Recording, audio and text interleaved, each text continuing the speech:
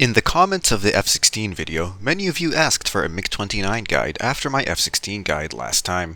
So I started writing the script for one. I even finished it and recorded the script. I was about halfway through editing this video when Gaijin dropped the fucking teaser for this update, showing us that a new MiG-29 with R-73s is coming. Making my F-16 video outdated within 2 weeks is one thing, but making my MiG-29 video outdated before it's even fucking released is a whole new level of Gaijin. But wait! It gets worse. See, the new MiG-29 they added is so different from the first two that not only did I have to rewrite half the script, but I kinda made this video twice as long as it originally should have been. So please bear with me. But wait! It gets worse. Because Gaijin then decided to artificially nerf all the MiG-29's airframes from their good dogfighting performance down to literal bricks. So I only had to rewrite the entire script. But wait! It gets worse. Because Gaijin not only also added the R-27ET to the MiG-29 SMT, but they quietly unfucked the seeker of the R-27T and ET, meaning that they actually have some kind of basic flare resistance and rear aspect now. So once again, I only had to rewrite half of the script that I had to completely rewrite after rewriting half of the script the first time. But wait, it gets worse. Because Gaijin then decided to add the MiG-29G completely unprompted. We had no dev blogs, no teaser, nothing telling us that this thing was coming. We just sort of found it on the dev server. And it's pretty similar but also pretty different from the other MiG-29s, and I fucking hate it. And I couldn't be bothered to write the script a fifth fucking time, so yeah, I'm just gonna talk about this in a little blurb at the end, so if that's what you're here for, stick around until then. There is approximately 110 million words in the English lexicon, yet I still find myself incapable of stringing enough of these words together to truly express how much I want to hit the CEO of Gaijin with a fucking chair. Well, now that you know why this video got delayed by 2 months, without any further ado, it's fulcruming time.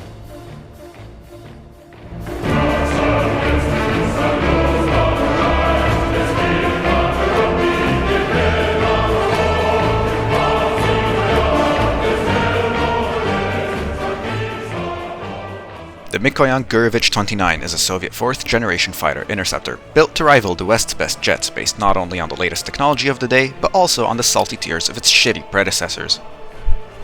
But fret not, because the Russians learned from their previous shitboxes, and a few stolen American planes, how to properly build a fighter jet. The MiG-29 builds on all bases of its predecessors and lops them into one incredible package. You have the great acceleration and spontaneous maneuvering of the MiG-21 airframes, but also the powerful BVR and low-speed energy handling of the MiG-23. By combining the two main things that made US mains cry on Reddit into a single airframe, you achieve the ultimate top-tier American main copium harvester, otherwise known as the almighty MiG-29, shatterer of NATO win rates. But whether you just unlocked your MiG-29 and are watching this video to learn how to play it, or a seasoned veteran of other nations trying to understand the weakness of this formidable plane to fight against it, or you're just another one of those monkeys from last video who's only here to write multiple paragraphs of cope in the comments about how I'm wrong, then get ready, because Comrade Mikoyan dictated that violence is not the answer. It is a question, and the answer is yes.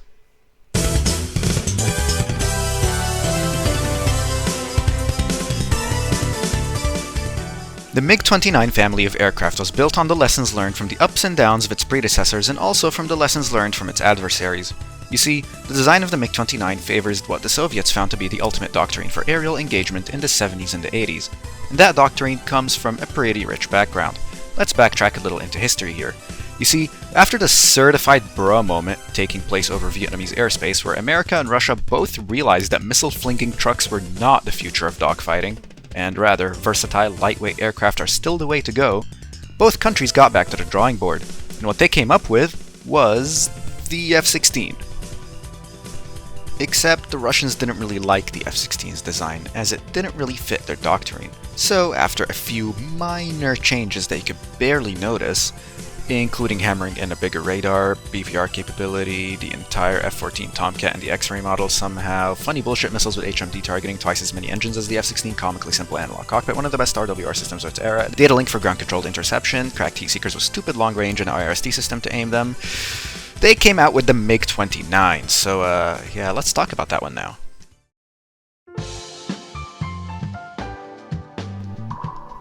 The MiG-29, like any fighter aircraft, was built in different variants. Now, unlike the F-16 from last video, whose variants were organized into blocks, the Russians' crappy computers could not run Minecraft. They had no idea what blocks are. Instead, they resorted to weird decimals, almost like version numbers on a crappy video game. And do you know what else is a crappy video game with MiG-29s? Today's sponsor, War Thunder, the online multiplayer Mikoyan OKB instead used chassis numbers, which are really just the stupid version decimals like it's a piece of software or something. You had your initial designs for the MiG-29, numbered 9.1 through 9.11, which all ranged from shit to stupid to straight up what the actual fuck is this. The Russians may have not had computers with Minecraft, but you cannot convince me otherwise that they did not build this shit in simple planes. Eventually, shitboxes 9.1 to 9.11 were redesigned into 9.12. Chassis 9.12 is the initial MiG-29, the one found in the German tree in-game. The chassis had one major flaw. In the quest to maintain great maneuverability, while also fitting in the powerful R-33 engines, great avionics, and strong weapons systems, the Russians kind of forgot to leave any sort of space for fuel tanks. Which are kinda important, by the way. So, you'll be running out of fuel before ammo or missiles usually when playing this thing. Now, the next version number, 9.13, sort of addressed the problem. It tried to, by just making the dorsal hump fatter to fit more fuel. Besides that, there's exactly no difference. The dorsal hump getting fatter isn't even significant. You'll still be running out of fuel before you can even say perestroika. And you don't gain much weight over the 912, so you're basically the same plane. Now, there's a whole bunch of variants that came after this in real life, but Gaijin decided to jump the gun straight to the MiG-29 SMT, specifically the MiG-29 SMT variant from 2005. Chassis number 9.19. The main difference with the MiG-29 SMT is that it gets a cooler cockpit. Oh yeah, and it kind of has multiple new missiles, stronger engines, new radar, in-flight refueling capability, programmable color MFDs, modern RWR system, extra fuel, a whole new flight model, the ability to make me delay my MiG-29 video, better ground ordnance, lighter airframe, upgraded avionics, and guided cast capability. You know, just minor things. Seriously, I have no fucking idea why Gaijin decided to jump to such an advanced model right away. What next? Gaijin is gonna decide to jump 40 years from the F-16A straight to the F-16C Block 50? Yeah, the jokes just write themselves at this point. I don't even know why I bother anymore. The third series MiG-29 SMT is so different from the first series MiG-29s we already have in-game, but the less knowledgeable player thinks that they're the same plane and the SMT just gets cooler missiles. This is wrong. Let's start with the most obvious change to the MiG-29 SMT, the weight increase. This thing looked at the average American to try and learn why the F-16 is so good, but instead got bulked up by Gorbachev at Pizza Hut so hard that it suffers from acute obesity now, just like the average American. The MiG-29 9.12 and 9.13 may have been so good at dogfighting that even the US Defense Technological Information Center admitted that they were better than the American planes at the time. But the SMT is pretty much a double-decker bus compared to those.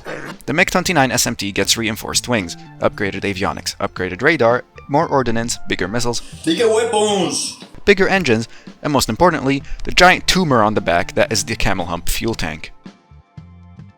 All of these additions might have added just a little weight. And by little I mean this thing is fat as shit now. As a player who played the MiG-29 SMT after playing the normal MiG-29 9.13, getting used to the MiG-29 SMT's new flight model was hard. The only thing harder for me was not making a joke about your mother when discussing how fat this plane is. But fear not, where the MiG-29 SMT lacks in great maneuverability, it makes up for it in almost everything else.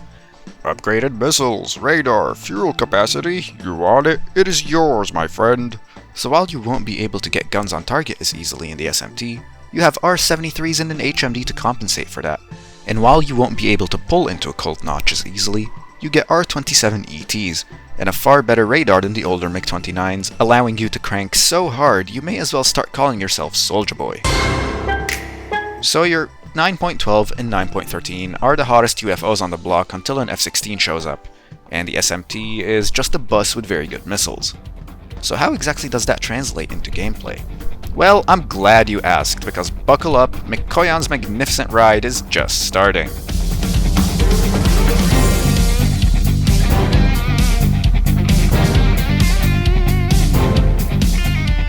Now let's talk about gameplay, you scrubs. How the hell do you play the MiG-29 anyways? Well, the MiG-29 is many things, so let's start with what it is not.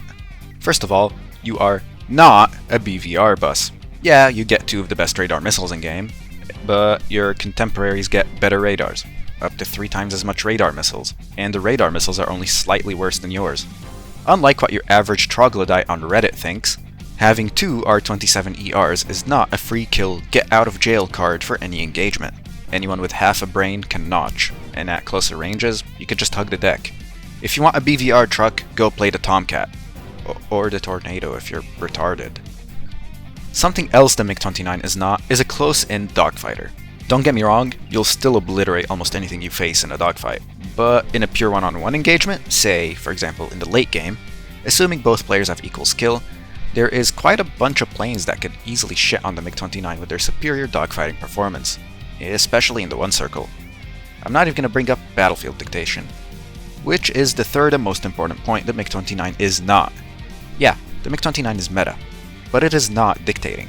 Some planes have this ability to dictate the battlefield and decide how the match goes single-handedly. The biggest example is this motherfucker. The F-14 single-handedly redefined the top-tier engagement composition when it was added. Tell me, do you see any other plane with 6 Fox 3s that force you to hug the deck for the first half of the match? Yeah, well, the MiG-29 is not that plane. Keep this last thing I said in mind, and this is very important because I'll touch on it later. See, besides these 3 points, that's where your disadvantages end. The MiG-29 does not dump all its points into BVR, so it is not the best at that. Nor does it dump all of them into dogfighting, so it's not the best at that either. And this is exactly where it shines. Remember 2 years ago, when the MiG-23 MLD was supposedly broken just because it had great flight performance, but not the best, and also had great BVR, but also not the best? It was considered broken because it was versatile enough to fill both roles when needed, and when played to that very advantage, it was able to completely curb stomp the enemy team. It also didn't help that the enemy team was 50% wallet warriors, but that's besides the point. Likewise, the MiG-29 2 years later is exactly just like this. It's not game-changing. It's not the best at any particular thing. And the enemy team is full of wallet warriors that bomb bases. But its ability to do all of those things at once, even when not the best, is where it shines. And this is exactly where dictating the fight comes back in. Remember when I said you could dictate the early game in an F-14 or the late game in one of those 1v1 monsters that I talked about? Well, this is where the MiG-29 truly bears its fangs. With the ability to do both great in BVR and most dogfights when needed, you can deny the enemy from dictating the match. Oh no, what's this? It's late game and a Mirage 2000 wants to get up close and personal to shit on you in the one circle? Well, just kindly ask him to one-circle this R-27ER instead. A Tomcat is spamming all his missiles at you in BVR, you fly cold, close the distance, and use your HMD and great close-range missiles to tickle his penis until he farts. Or until he rages in chat. That works too. And due to this overall versatility, the MiG-29's greatest power now comes to show. It's damned easy to do well in this thing. Unlike an F-16 where you need to do mind-bogglingly difficult and near impossible tasks like maintain optimum speed in a dogfight and maintain situational awareness, or an F-14 Tomcat where you need to waste 4 years of your life getting a PhD in how to work the radar and learning how to crank. The MiG-29 can alternate between these 2 playstyles when needed.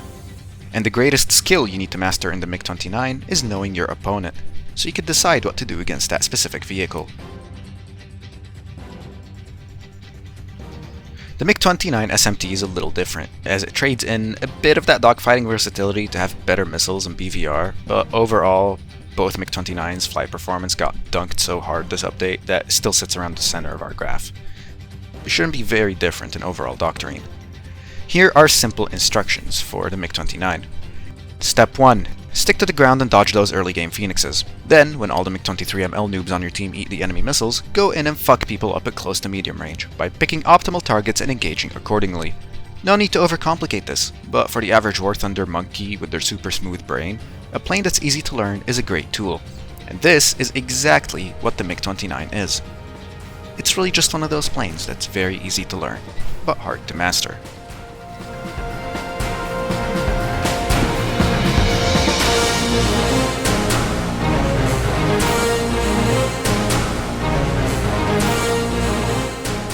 Okay, scrubs, let's go through the modifications now. The modification tree for the first generation MiG-29s and the MiG-29 SMT differ greatly. The latter is very painfully easy, even one of the easiest at top tier, while the former is easily one of the most painful, probably one of the most painful at top tier.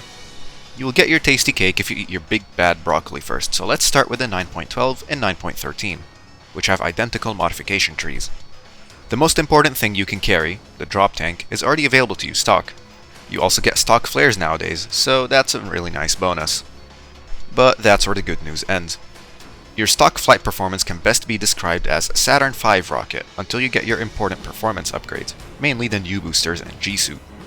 And good luck doing that shit, because as a stock 12.0, you get access to a whole, grand total, 2 R60Ms. But wait, it gets worse. Because you first have to research not R60Ms, but normal fucking R60s first.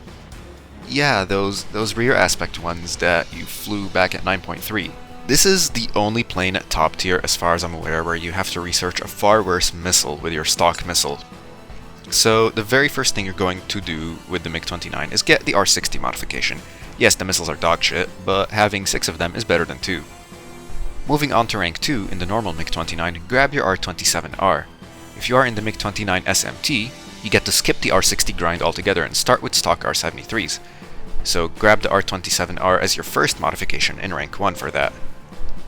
Having radar missiles for the head-on will ease your pain a little and honestly just makes things a lot easier in the top tier meta. After this, you're going to want to grab the G-suit and the new boosters as soon as possible, along with the other performance upgrades.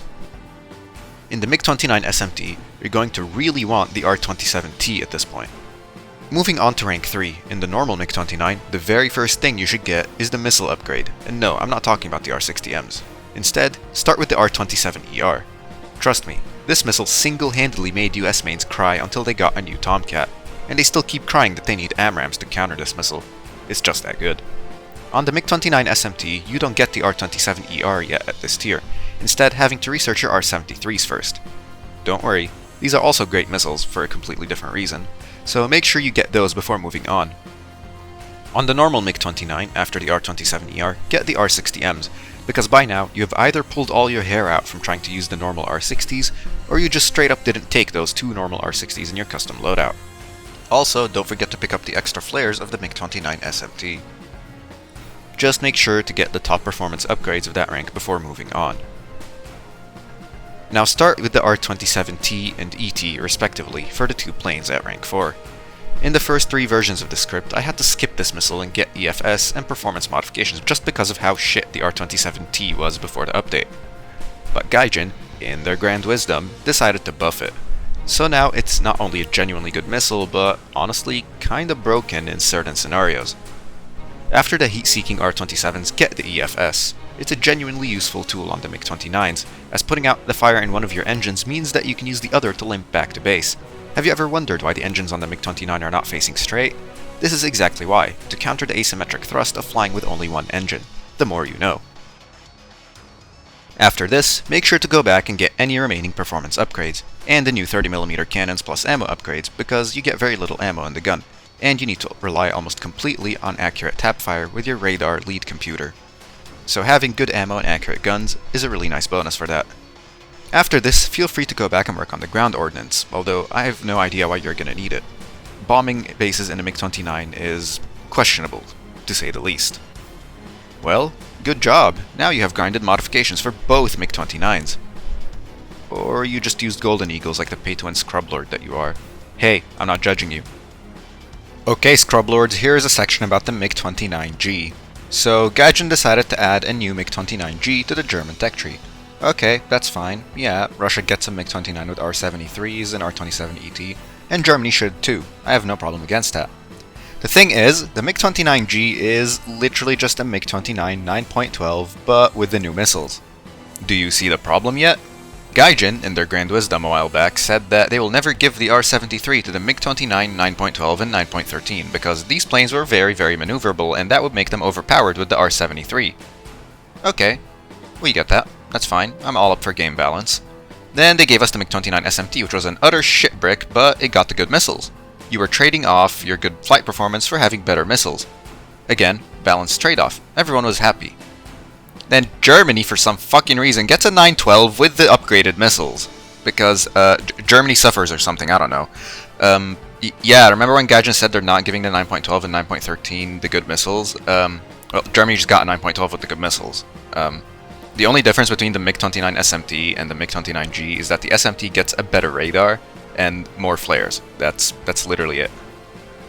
You know, as if you already weren't spitting in the face of MiG-29 SMT players enough, Gaijin proceeded to then add the upgraded engines that the MiG-29 SMT is missing to the MiG-29G. Yeah, so how do you play the MiG-29G? It's a fucking 9.12 with R73s and R27 ET. Just, yeah, it's fucking, it's the easiest MiG-29 to play. I don't even have a reaction for this one, man. What the hell? Stock grind modification. It's the same as the MiG-29 SMT, just without the extra flares. Like, oh yeah, and you also don't get like the ground ordnance, but who gives a shit about that? If you're taking a MiG-29 out for CAS,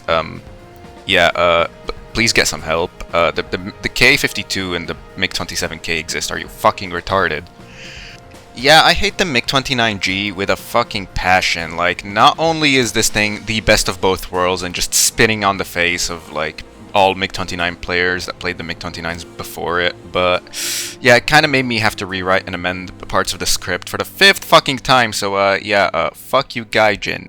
I swear to God, if I hear Germany players coping that they get their MiGs 2 updates late again, I'm going to clobber them with a fucking 2016 Toyota Camry. And there you have it. That's the MiG-29 family explained, as of the Kings of Battle update. I won't make a joke about how this video will be outdated by next update, which probably comes out in like 2 weeks or something. Otherwise, Gaijin will make it outdated within those 2 weeks, just like the last F-16 video. And until this video becomes outdated, go out there, don't crash on takeoff, and show the Blue 4 team your funny new spinny missile until they cope about it on Reddit. And don't worry, I'll still be making bad memes as usual, so expect more of those in addition to this shitty series now. You know what they say, twice the brain damage, twice the fun. See you next time.